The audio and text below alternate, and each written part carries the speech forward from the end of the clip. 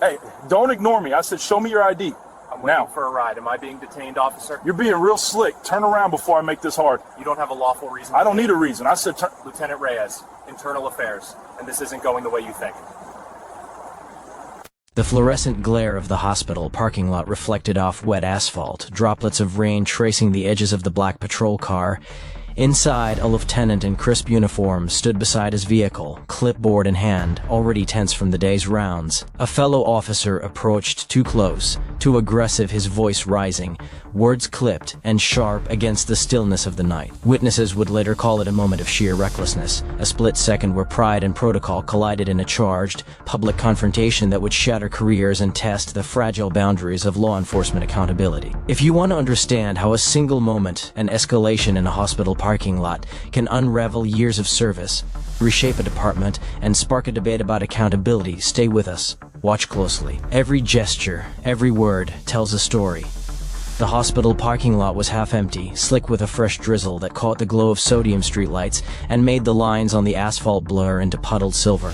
A low hum of distant traffic mingled with the faint beeping of monitors inside the emergency room, carrying a rhythm that was almost meditative if not for the occasional sharp hiss of bricks or the echo of hurried footsteps across wet concrete. Lieutenant Marcus Shaw stood by his patrol SUV, clipboard in hand.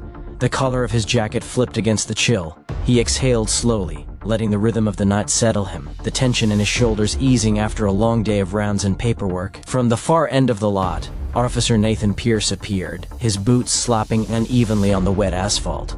Even from 50 feet, there was something in his gait jerky, impatient, that put Shaw on alert. Pierce was known in the precinct for being volatile, quick to escalate when crossed or challenged, but Shaw had hoped that tonight, off-duty and unhurried, would be different. Still, when Pierce approached, the distance closed faster than Shaw anticipated, and the officer's eyes held that familiar spark, the spark of someone ready to provoke, to dominate, to assert control in a world where he felt it slipping. "Evening, Lieutenant," Pierce said, voice clipped, more bark than greeting. Shaw looked up, meeting the words with neutral eyes, nodding slightly. "Evening," he replied, his tone even, measured, but underneath it, the awareness that this interaction had the potential to tilt. He had been through enough disputes in his career to recognize the subtleties of posture, eye contact, and tension. Every muscle in Pierce's frame was coiled, ready to spring. The wet asphalt reflected the muted red and blue of patrol car lights idling nearby, painting the officers in alternating hues of authority and caution. In the shadows beyond, a hospital security guard lingered, his hands tucked into pockets, observing without stepping closer. He had seen officers argue before, but the ones that went too far were rare and always messy. Shaw noticed him, nodded slightly in acknowledgement of unspoken understanding. That tonight, like many nights, vigilance extended beyond patient care. Pierce shifted his weight, scratching the back of his neck, then stepped closer, a little too close, until Shaw could feel the heat of confrontation pressing. "You got a minute?" he asked, though the edge in his voice suggested more than conversation. Shaw adjusted his grip on the clipboard, straightened his shoulders, and held the lieutenant's gaze. "Sure. What's on your mind?" His tone was calm, deliberate, a counterbalance to the storm brewing just a few feet away. For a moment, the only sounds were the drizzle hitting the windshield, the distant whir of an ambulance, and the soft hum of streetlights. Shaw's mind flickered through the day's events, a minor incident in the ER hallway, a misfiled report, a colleague's complaint about radio conduct. None of it seemed significant, but in moments like these, small things had a way of detonating with disproportionate force. Pierce's jaw tightened. He leaned slightly, a subtle incursion into Shaw's personal space that carried more weight than the words themselves. The officer's frustration was tangible, almost chemical in the air, mixing with the cold night like ozone before a storm. Shaw felt the tension coil in his chest, a premonition he couldn't shake. He had seen escalations before, and he knew how quickly a minor exchange could spiral into a headline. Yet Shaw stayed still, measured, anchoring himself in procedure and hierarchy. Internal affairs training had drilled into him the importance of composure, of letting the other party reveal their hand first. He was aware, too, that every movement, every glance would be scrutinized later by supervisors, by cameras, and by the invisible audience of colleagues who relied on the integrity of every decision in moments like these. The rain fell harder, tapping on the roof of the SUV. a percussive accompaniment to the silence that stretched between them. For a fleeting instant, Shaw imagined the possible outcomes, words exchanged and then forgotten. Or words that set a chain in motion no one could stop. The calm before the storm was a tangible weight on his shoulders, a pressure that whispered of consequences far beyond a single night. Far beyond this small, rain-slicked parking lot, the tension broke with a single, sharp exhale, as if the night itself had been holding its breath. Pierce's eyes narrowed, his voice rising without warning. "I said, Lieutenant, what's with the protocol delays? You think this is a game?" His words sliced across the wet asphalt, bouncing off the concrete walls of the hospital like ricocheting bullets. Shaw froze for a heartbeat, not out of fear, but out of recognition. This was no longer a conversation. It was an assertion of dominance, a challenge he could not ignore. The fluorescent lights above flickered, throwing shifting shadows across their faces. Shaw's hand rested lightly on the clipboard, a fragile barrier between professional decorum and the aggression now pressing against him. "Nathan, there's no reason to raise your voice here," he said evenly, each word deliberate, each syllable measured. But Pierce ignored it. His step forward closed the distance even further until the heat of his presence was undeniable. Nearby, a nurse wheeled a cart to the emergency entrance, her gaze flicking nervously toward the two officers. Even she sensed the tension vibrating through the air. The security guard shifted his weight, his hand brushing the radio clip to his belt, a silent preparation in case the situation escalated beyond words. Shaw noticed it, registering every subtle cue, cataloging each action as he had been trained. In de-escalation protocols, body language, tone modulation, spatial awareness. "Don't act like you're the bigger man, Shaw," Pierce snapped, his voice tight, sharp.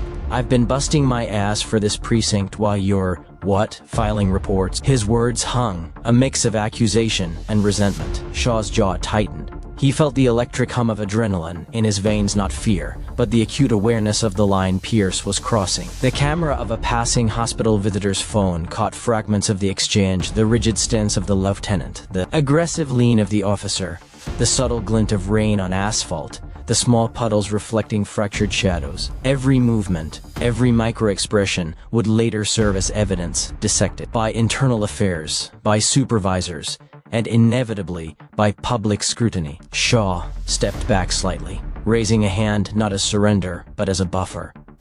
"You're out of line, Nathan. You know this," he said. His tone was calm, controlled, but it carried weight.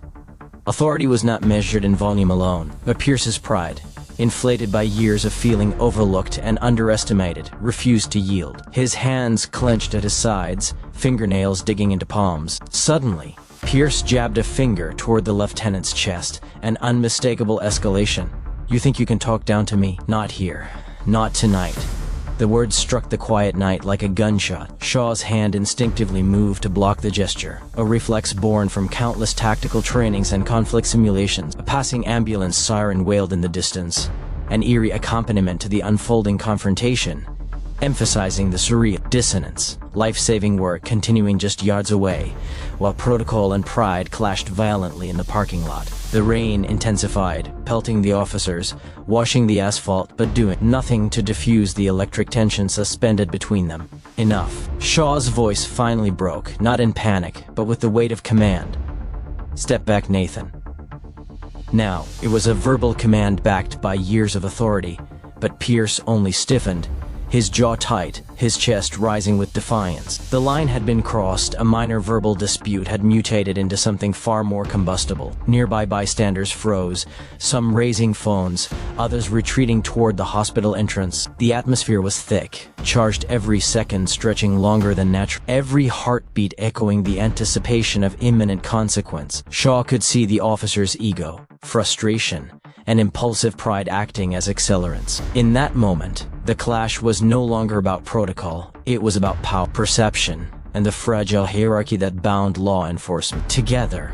The first recordings came from phones, hands shaking, fingers hovering over the capture button as the scene unfolded. The glow of the screens reflected off the rain-slicked asphalt, catching the sweat on Pierce's tense face and the unwavering composure of Shaw. Each frame immortalized the escalation, the lean of Pierce, the firm stance of Shaw. The precise moment of verbal jab escalated to physical posturing. The night air, heavy with humidity and ozone, carried the weight of what everyone around could feel, This was no routine argument. Shaw's mind cataloged everything as if replaying a training video. The officer's micro-expressions, the subtle flinch of bystanders, the tone of his own voice. He knew that surveillance cameras mounted on the hospital's exterior had already picked up the confrontation from multiple angles. The security guard, finally moving closer, keyed his radio, his voice a soft murmur, parking lot, escalating back up if needed. Every word would later be dissected for tone and intent. Pierce's aggression didn't waver. His hand jabbed toward Shaw again, this time clipped by the lieutenant. His arm not harshly, but with enough contact to assert control. "Step off," Pierce barked. His voice carried across the lot, bouncing off brick walls and the underbelly of the ambulance bay. The visitor filming from the curb captured the moment the officer's shoulder nudged Shaw's chest, a detail that would later dominate internal affairs discussions. Shaw took a breath, counting, listening to the rain patter against the SUV roof. His training kicked in: document, de-escalate, contain. He spoke with clarity, emphasizing authority without aggression. "Nathan, back away. You're being recorded. This is serious." His words were calm, precise, but the situation was no longer about dialogue. It was now a matter of evidence. From inside the hospital, a nurse peeked through sliding glass doors, eyes wide, her voice caught somewhere between alarm and disbelief. "Is that a fight?" she murmured. The chaos of the ER, punctuated by monitors and the occasional wheeled stretcher, stood in stark contrast to the microcosm of confrontation outside. Yet it was the bystanders recording, smartphones angled from doorways, glimpses through car windows that would form a layered archive of the night, each device adding clarity and detail for investigators to dissect. Internal Affairs would later reconstruct the scene in painstaking detail, noting the timestamp of each message, the location of each witness, the precise verbal exchanges. Protocol dictated that every officer, from the lieutenant on scene to responding patrol units, provide statements, but the civilian recordings became primary evidence. One angle caught Pierce glaring directly at Shaw, nostrils flaring, while Shaw maintained a calm, grounded stance. Another captured the subtle movement of Shaw's hand toward his radio, an action that, to the untrained eye, was almost imperceptible. The legal ramifications began to crystallize even before the confrontation ended. Any physical contact, no matter how minor, was now documented and time-stamped. Violations of department policy, improper escalation, breach of conduct, all would be scrutinized with a lens sharpened by recorded proof. Every detail, the slick asphalt, the distance between officers, the precise cadence of dialogue became part of a narrative bigger than the individuals involved. Pierce's pride, his impulsive aggression, contrasted sharply with Shaw's calm adherence to procedure. Each frame, each recording, told a story, not only of a single moment, but of an institution grappling with human fallibility. Cameras and witnesses became silent arbiters, documenting truth in real time. The officer's hierarchy and personal history collided in the fluorescent glow. By the time responding units arrived, the storm of confrontation had slowed, but the evidence remained, persistent and undeniable. Phones, security feeds, and radio logs painted a meticulous picture of escalation, every nuance captured for review. Shaw's expression remained composed, but inwardly he noted the inevitable procedural path: statements, interviews, reviews. Pierce, still bristling with defiance, was beginning to sense that his action would have consequences far beyond the wet asphalt of the hospital parking lot. The precinct's fluorescent lights were harsher than any street lamp, stark and unflinching, as Internal Affairs began their methodical work. Interviews were scheduled, evidence logged, and statements requested with a precision that left no room for ambiguity. Shaw sat in a small, windowless room, the weight of the night pressing through every fiber of his uniform. His hands rested on the polished table, clasped lightly, fingers tapping out a quiet rhythm as if counting the inevitability of consequences. The recordings from the hospital lot security cameras, visitor phones, and dash cams had already been secured. They were silent witnesses to a breakdown of protocol and control. Pierce, meanwhile, was escorted to a separate interview room, posture rigid, pride bristling against restraint. He refused to make eye contact, his jaw tight, but the glow of the monitor and the faint hum of the ventilation system seemed to amplify every internal tremor. Internal Affairs agents spoke in clipped, professional tones, documenting each response, noting inconsistencies, and comparing the recollections of witnesses. Policies were cited: code of conduct violations, improper escalation, failure to de-escalate, public exposure of authority conflict. The weight of institutional accountability pressed down like rain on the hospital asphalt, relentless and impartial. Emails circulated within the department, a silent storm moving faster than any verbal gossip. Officers debated loyalty versus legality, conscience versus camaraderie. Some whispered in hallways that Pierce had always been volatile, that this confrontation was a culmination of years of unchecked behavior. Others argued that Shaw had managed the escalation perfectly, a calm anchor in a storm of pride and impulse. Each conversation, though hushed, carried moral and procedural weight. The public had already caught wind.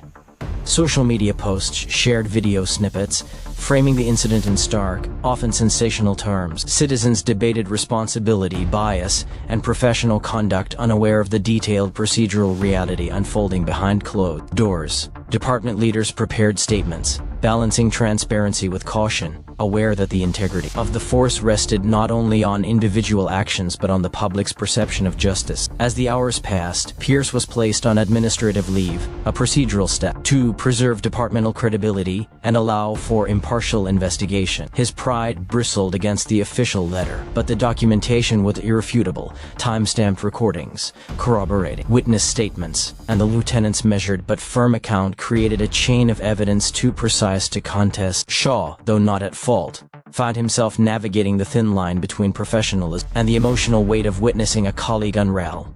Legal counsel reviewed every detail. Departmental policies, including the escalation protocols and conflict resolution procedures, were scrutinized, revealing subtle gaps and ambiguities that might have contributed to the intensity of the confrontation. Meetings were scheduled with supervisors to discuss training deficiencies, communication standards, and chain of command reinforcement. Every procedural document, from patrol manuals to internal emails, became a tool to evaluate not just this incident, but the culture that had allowed it to unfold. By the third day, the ramifications had begun to ripple outward. Pierce's name circulated in memos noting formal violations, while discussions about corrective action and potential disciplinary hearings dominated administrative meetings. Officers were reminded, subtly but unmistakably, that public trust, procedural integrity, and internal accountability were inseparable. The moral weight of one night's confrontation had now become a catalyst for systemic reflection, illuminating both human fallibility and institutional responsibility. The precinct was quieter now, the echo of hurried footsteps and ringing phone replaced by the low hum of fluorescent lights and the occasional click of keyboards logging reports. Pierce's career, once a steady climb marked by commendations and routine patrols, had come to an abrupt halt. Administrative leave had become suspension. Suspension had become a formal investigation. And within days, internal affairs findings left no room for ambiguity. The officer had violated multiple conduct codes, failed to follow de-escalation protocols, and placed both a colleague and the public at risk. Shaw sat alone in the parking lot where it all began, the asphalt slick with rain, reflecting the streetlights like fractured mirrors. He felt the weight of the night linger in the damp chill, the tension, the aggression, the fragile line between authority and pride. The hospital loomed behind him, a silent witness to every raised voice, every clipped movement, every moment that had escalated into recklessness. In the end, the law and departmental protocols had prevailed, but the cost was more than procedural. The emotional weight, the moral reckoning, and the quiet reflection on human imperfection settled into his chest like a stone. Departmental reforms were immediate. Training protocols were revised to emphasize conflict de-escalation in public-facing scenarios. Chain of command clarity was reinforced, and officers were mandated to participate in scenario-based workshops designed to prevent similar escalation. Policies now explicitly addressed confrontations between colleagues in civilian and institutional settings, making clear that no officer's rank or tenure could justify public aggression. These were not abstract reforms, they were direct lessons drawn from a night when pride collided with procedure, leaving consequences in its wake. Community reaction was equally revealing. Local media covered the incident, presenting footage selectively, stirring debate about accountability and professionalism. Citizens demanded transparency, and department leadership responded with carefully curated statements highlighting both the procedural response and the moral dimension of the incident. Public trust, fragile and easily shaken, became a metric not just of the department's work, but of its ethical consistency. In the aftermath, the community watched closely, assessing whether one officer's misstep was an anomaly or a symptom of systemic failure. Pierce's removal sent ripples across the precinct. Colleagues reflected on loyalty, morality, and the thin line between assertiveness and aggression. The lieutenant, though vindicated, understood that accountability was not only about discipline but about leadership, culture, and vigilance. Every action, every word, every decision carried weight not just for the individuals involved but for the institution and the public it served. In the quiet aftermath, Shaw returned to routine patrols, but with a heightened awareness of fragility and consequence. He observed interactions with renewed focus, noting the subtle interplay of ego, pride, and professionalism. The hospital parking lot, once a backdrop for confrontation, became a silent teacher, a reminder that authority without restraint could unravel careers in seconds, and that procedural adherence was inseparable from moral responsibility. By the time the rain finally ceased, the city felt subtly altered. One night, one confrontation, one series of choices had generated reflection, reform, and accountability. Careers had ended, policies had evolved, and the weight of consequence lingered, not as punishment, but as a mirror to human behavior under pressure. Shaw understood, with quiet clarity, that in law enforcement, as in life, the true measure of authority was not in action alone, but in restraint, integrity, and reflection. The lesson was hard-earned, indelible. A single moment of escalation could echo far beyond the asphalt it occurred on, shaping culture, reform, and conscience. Pierce's career officially terminated. The department moved to close the chapter with both firmness and reflection. Procedural gaps were addressed, training protocols enhanced, and ethical oversight strengthened. Yet the true impact lay in subtle, human ways. Officers became more attentive, more aware, and more accountable, understanding that professional pride must never eclipse responsibility. Shaw's quiet reflection, carried through daily routines and officer briefings, became part of a broader cultural shift and acknowledgement that authority without integrity is fragile, and that oversight, humility, and accountability are inseparable. The hospital parking lot, now just a wet stretch of asphalt under indifferent streetlights, remained a monument to choices made and consequences realized. Cameras, phones, and official reports would archive the night indefinitely. But the real lesson lived in behavior, conscience, and institutional memory. One officer's failure became a catalyst for reform, a reminder that human imperfection intersects with policy, and that even the smallest moments in escalation, a gesture, a word can ripple through careers, culture, and public trust. In the end, justice was neither triumphant nor vengeful. It was precise, deliberate, and reflective. Lives and careers had been altered, but the system endured, learning from the night, when pride met protocol under the rain-soaked glow of fluorescent lights. Shaw walked away from the lot with a measured step, carrying with him a simple truth. Accountability is not just a rule, it is a responsibility, a moral compass, and the foundation of trust.